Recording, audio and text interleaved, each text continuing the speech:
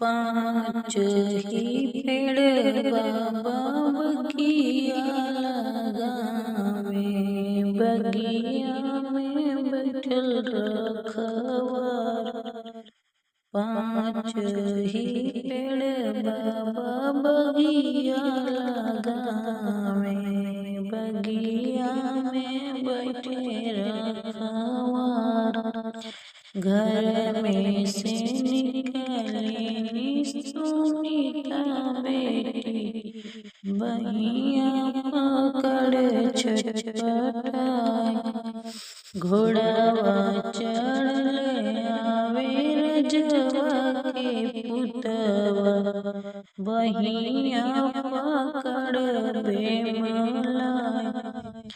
छोड़ू छोड़ू रजवा ओ मोरी दाहिन बहिया, बहिया लपसु कुंवर।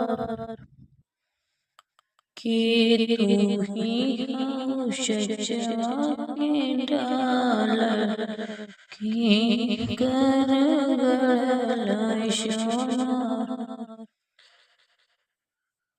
नहीं हम आई हो सचवा के ढालल, नहीं हम गढ़ल सोनार। पाँच बड़ बाबा बगिया लगावे, बगिया में बैठे